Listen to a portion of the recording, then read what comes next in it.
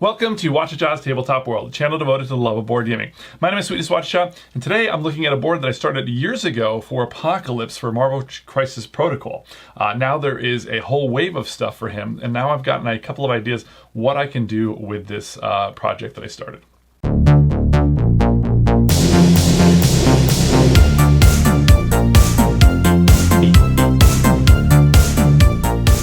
Okay, so this is a board I started years ago.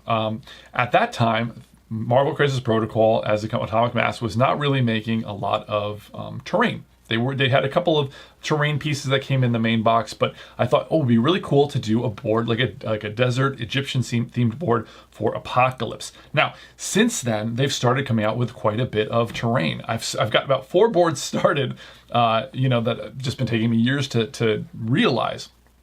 And so, if you see on the screen now, these are the amazing sets they've got specifically for Apocalypse. Now they have the whole technological aspect, the Egyptian aspect. They've got extra rules and things. Now they come in probably, I think, around $250 to get everything.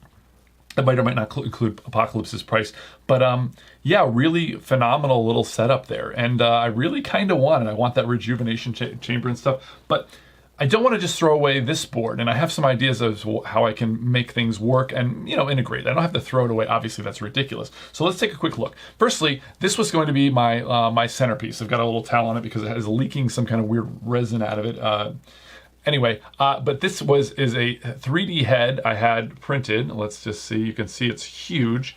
And I was going to give it the same treatment as this, paint it the same exact way, and put it atop like a pillar like this, so that it was kind of like this imposing, statue of Apocalypse. So this I never finished. I will finish it when I get around to finishing the board and these other ideas I have for it. But for now, I kind of lost a little steam because of these other amazing things that are out for Apocalypse. But let's take a look now at some of the other stuff. So this was all made with Hearst Arts molds. There are some molds that you can buy. They're a little pricey, but if you're going to do a lot of projects, which I have done a lot of projects with Hearst Arts molds, they're really phenomenal. So there's a bunch of different pieces here.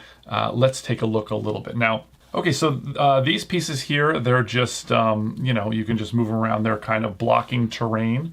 I've got them all on a Warlord mat, and this is a mat I use for my desert campaigns for World War II, etc. So let's get rid of these little pieces for a moment here. We'll take a little look. These also, a couple of nice pillars.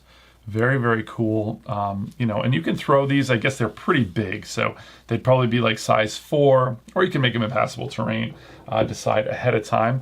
I made these as well. I added some wooded pieces to the top and just painted them the same way as everything, and added some fire from a different kit, but it gave it a little more color. As you see, most of this stuff, is lacking a little bit of color, but I do like that anyway, because, if you want the characters to really stand out on these, so that characters do in this sort of monochromatic scenario here.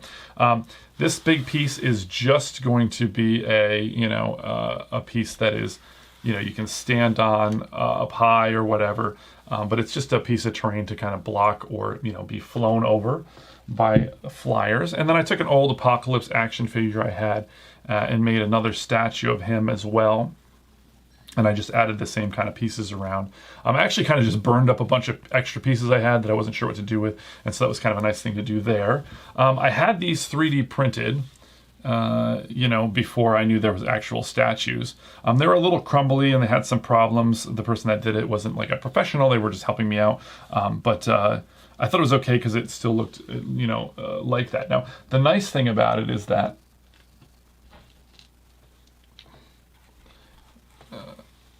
I kind of had them placed here. And the cool thing is that I don't have to leave them there. So, I'm just putting this so you can kind of see. But it looks like it belongs, but I just can move them and then use this terrain for any number of other projects. And lastly, I've also got these guys, which, are often found. You can put them in a line. They look kind of cool, lined up if you have like a longer, pathway or something. And then of course these can be picked up. Colossus can huck one of these pretty easily across the board or whatever. I say that, I don't remember if Colossus has a terrain throw. I think he just has maybe just a terrain throw. And then this, one of my favorite pieces here, I've got it on a board with some black not felt, but it's make it a little easier to slide around. And the floor looks really kind of cool.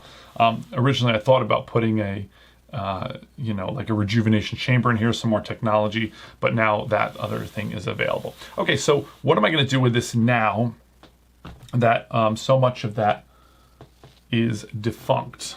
Well, Black Panther, has a lot of cool stuff, and they've got in the Black in Wakanda and the comics and stuff. They have an Acropolis, they have all these kind of temples and things. And I thought, I'll take this set here with all the statues of the Panthers, and I can kind of put them adjacent to these buildings. I can also, because it's a jungle terrain, put it on a jungle mat or a darker green mat, and I can add a lot of foliage. Now, the foliage doesn't have to stay there. It can be much like I have these, these statues, but I can magnetize them. I can even put these on a base or something, and then I can put a lot of vegetation, like tons of vegetation, covering up much of this. So it looks like it's kind of overgrown. It's kind of in the jungle. And so I thought that would be really kind of a cool way to do it, because I have a lot of these plants and things for jungle terrain and things like that. And so I think if I put a bunch of that can be added and taken away very easily to these features.